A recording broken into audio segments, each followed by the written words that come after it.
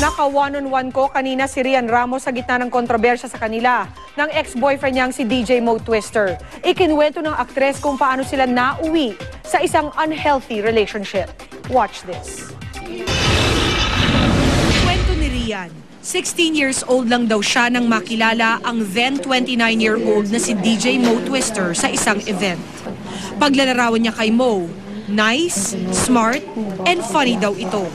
Kaya naman hindi raw naging mahirap na maging magkaibigan sila na kalaunay na develop sa pagiging magkasintahan. Ano ba talaga yung klase ng friendship meron kayong dalawa ni Mo? Because it was never really talked about until now. He gave me a lot of attention. I was very flattered. He would often say on his radio show that I'm his crush and stuff like that. So I was really flattered and I liked him. Pero sa simula pa lang, tutol na daw ang maraming malapit na tao kay Rian. Kabilang na ang kanyang ina sa relasyon nila ni Mo. Bukod daw kasi sa age difference, sinabihan na rin siya sa umano'y reputasyon na meron si Mo. Hindi ako nakinig eh.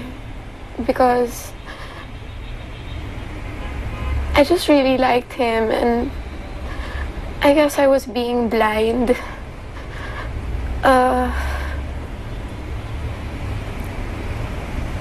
I don't know.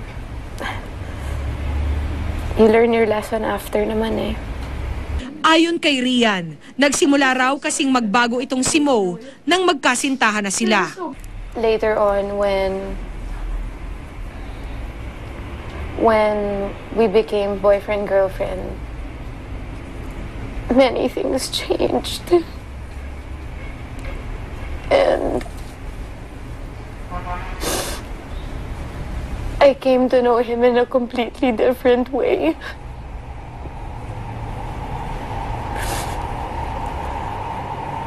Was there a very big difference from the time you met him and... Yes, it's like he was a different person. Ilang beses niya na raw sinubukang hiwalayan ang boyfriend dahil unhealthy na raw ang kanilang relasyon. Pero... And then when he was treating you badly already, Rian, anong mga ginawa mo to stop it?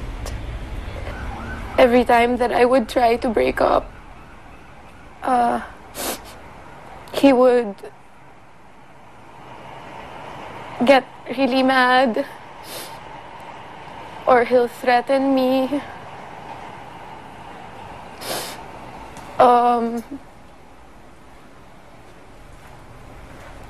And I think the most painful time was when he outright told me that I promised to take everything you love away from you. Yun ba yung love?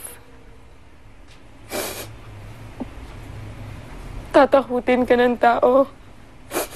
Nasa-threaten ka. Sisirain ka. Para ano? Para sa kanya ka lang. Pinagsisihan daw ni Rian na sinunod niya ang kanyang puso at naniwalang magiging maayos ang relasyon nila ni Mo. In spite of everyone's warnings, in spite of everyone's cautions in the past, you still believed him. I loved him very much. And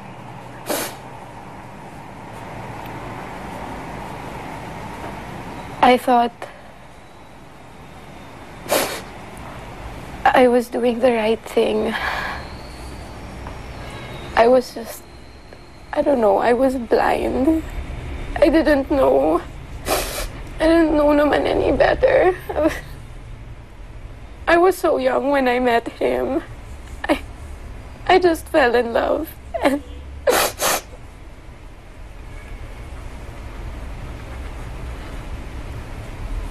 I just wanted to stick by him.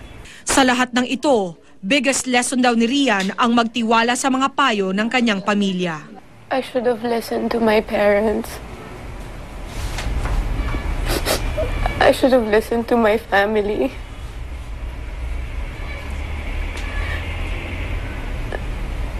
The reason why your family knows what's best for you is because they love you unconditionally. At kaugnay ng kontrobersyal na video diary ni Mo na umiikot sa alegasyong abortion ng kanilang anak, sinabi ni Rian na nalaman niya na lang ang tungkol sa pagkaka-upload nito mula sa ilang nag-tweet sa kanya. Anong naging reaction mo when you finally saw it? I was very shocked and very hurt. I could not believe what I was seeing. I could not believe that he would say all those things about me and make a video saying things like that about me. Sa ngayon, napili raw muna ni Rian na magbakasyon sa pagtatrabaho para na rin daw maalis ang isip niya sa mga issue. For now, I just asked if I could rest for a little bit.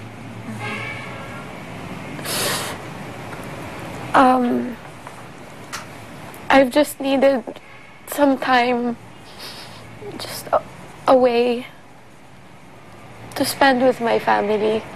My network, GMA, has been so good to me. They always stood by me.